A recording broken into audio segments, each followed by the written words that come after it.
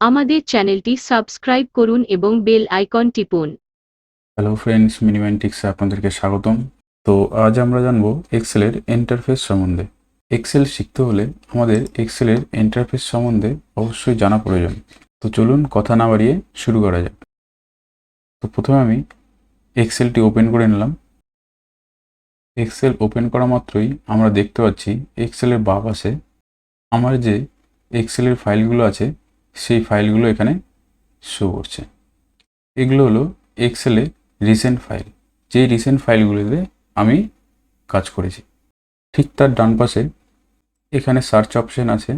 এখানে আমরা এক্সেলের template search করতে পারি। তো টেমপ্লেট সার্চ এবং ডাউনলোড করতে হলে অবশ্যই আমাদের ইন্টারনেট কানেকশন কম্পিউটারে থাকা প্রয়োজন। নেক্সট আমরা দেখছি এখানে এক্সেলের কিছু সাজেস্ট সার্চ দেওয়া আছে। এই অপশানগুলোতে আমরা ক্লিক করে প্রয়োজনীয় টেমপ্লেটগুলি আমরা নিতে পারি। ঠিক তারই নিচে আপনারা দেখতে পাচ্ছেন টেমপ্লেটগুলি দেওয়া আছে। তো আমি যেহেতু আজকে এক্সেলের ইন্টারফেস সম্বন্ধে বলবো, সেই জন্য আমি প্রথমে একটি ব্ল্যাঙ্ক ওয়ার্কবুক নেব। ব্ল্যাঙ্ক ওয়ার্কবুক খোলা মাত্রই আমরা দেখতে পাচ্ছি আমাদের সামনে ঠিক এমন একটি ইন্টারফেস শো করছে। তো আজ আমরা এই ইন্টারফেস সম্বন্ধেই জানব।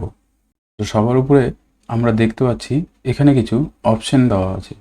এই অপশনগুলোকে একসাথে এক্সেলে কুইক অ্যাক্সেস টুল বলা হয়। এই কুইক অ্যাক্সেস টুল বারের সাহায্যে আমরা এক্সেলের কাজগুলি তাড়াতাড়ি সম্পন্ন করতে পারি। এই অপশনগুলো আমরা আমাদের ইচ্ছে মতো আমরা সিলেক্ট করতে পারি। তো কুইক অ্যাক্সেস টুল বার সম্বন্ধে আমরা পরের ভিডিওতে আরও জানব। নেক্সট আমরা এখানে দেখতে পাচ্ছি বুক 1 এক্সেল লেখা আছে। এক্সেলে এই বারটিকে বলা হয় টাইটেল বার।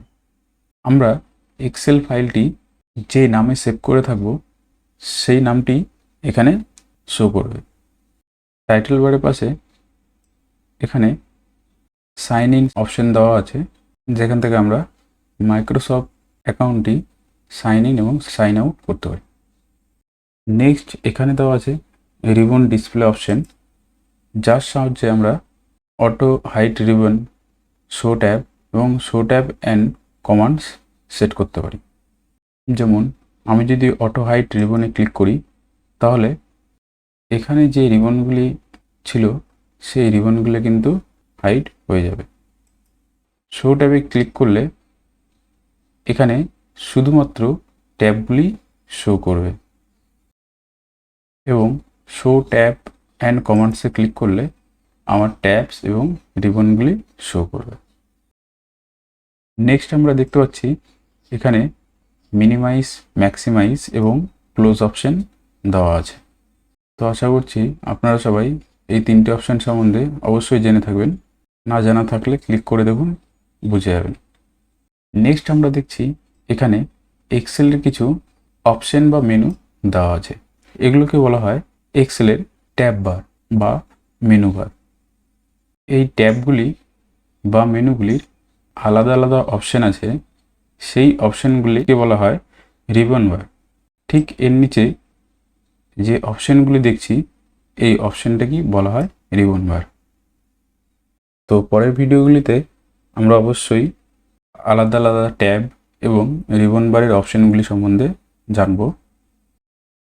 এরপর আমরা দেখতে পাচ্ছি রিবন বারের উপরে শেয়ার বলে একটি অপশন আছে, যার সাহায্যে আপনারা এক্সেলের ফাইলটি আপনি আপনার ক্লাউডে সেভ করতে পারেন। নেক্সট এক্সেলের এই বারটিকে বলা হয় নেম বক্স। এই নেম বক্সে আমরা আমাদের এক্সেলের সেল অ্যাড্রেসটি দেখতে পাই।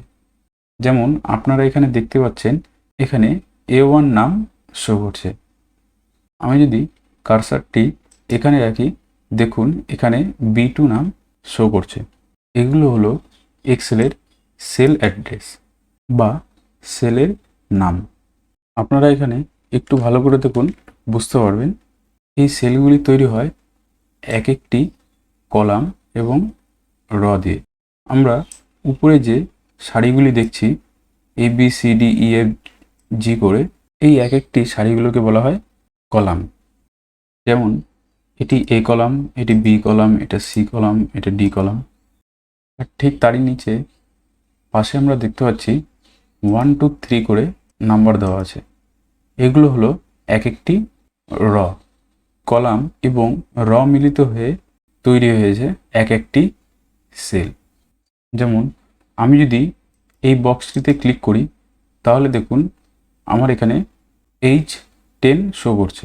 যেমন এই বক্সটি আমার H কলামে আছে এবং 10 নম্বর রয়ে আছে, সেই জন্যই নেম বক্সে আমার H10 শো করছে। যেমন আমি যদি এই সেলে ক্লিক করে থাকি তো দেখুন এখানে B2 শো করছে। তো আশা করছি আপনারা কলাম, র এবং সেল বুঝতে পেরেছেন। নেক্সট, এক্সেলে এই বারটিকে ফর্মুলা বার বলা হয়ে থাকে। এই ফর্মুলা বারের মাধ্যমে আমরা আমাদের এক্সেলের সেলের ভিতরে যা যা লিখে থাকবো বা ফর্মুলা দিয়ে থাকবো সেই ফর্মুলাগুলি এখানে ফর্মুলা বারে আমরা দেখতে পারি। যখন আমাদের ফর্মুলা অনেক বড় বা টেক্সট অনেক বড় হয়ে যায় তখন আমরা ফর্মুলা বারে এই অ্যারো চিহ্নতে ক্লিক করে আমরা সম্পূর্ণটি দেখতে পারি। নেক্সট, এক্সেলে আমরা এই যে শিটটিকে দেখতে পাচ্ছি এটিকে এক্সেলের ওয়ার্কশিট বলা হয়ে থাকে, যেখানে আমরা এক্সেলের মেন কাজ করে থাকি। ঠিক তার ডান পাশে আমরা দেখতে পাচ্ছি উপরে নিচে ডান দিকে বাঁ দিকে স্ক্রোল করার জন্য দুটি ভার্টিক্যাল এবং হরিজেন্টাল স্ক্রোল বার, যার সাহায্যে আমরা ওয়ার্কশিটটি স্ক্রোল করতে পারি। হরিজেন্টাল স্ক্রোল বারের পাশে আমরা এখানে দেখতে পাচ্ছি একটি শিট 1 বলে লেখা শো করছে। এই বারটির সাহায্যে আমরা আমাদের এক্সেল ফাইলের ওয়ার্কশিটে নতুন নতুন আলাদা আলাদা শিট নিতে পারি। নেক্সট, আমরা নিচে দেখতে পাচ্ছি রেডি বলে একটি লেখা আসছে। এটিকে বলা হয় এক্সেলের স্ট্যাটাস বার। এখানে আমাদের ওয়ার্কশিটের যে স্ট্যাটাস আছে সেই স্ট্যাটাসটি এখানে শো করে। স্ট্যাটাস বারের পাশে এই যে তিনটি অপশন আছে এই তিনটি অপশন আমরা পেজ লেআউটেও দেখতে পাই। এই অপশনগুলির সাহায্যে আমরা আমাদের ওয়ার্কশিটটির লেআউটটি সেট আপ করতে পারি। নেক্সট, এখানে জুম ইন এবং জুম আউট করার অপশন দেওয়া আছে, যার সাহায্যে আমরা আমাদের ওয়ার্কশিটটি জুম ইন এবং জুম আউট করতে পারি। এবং সবার নিচে যে বারটি দেওয়া আছে সেই বারটির নাম আমরা সকলেই জানি, এটি হলো উইন্ডোজের টাস্ক বার। তো আশা করছি বন্ধুরা আপনারা এক্সেলের ইন্টারফেস সম্বন্ধে বুঝতে পেরেছেন। কিছু বুঝতে অসুবিধা হয়ে থাকলে কমেন্ট বক্সে অবশ্যই কমেন্ট করে জানান। পরের ভিডিওতে আমি অবশ্যই সেই বিষয়ে আলোচনা করব। ধন্যবাদ।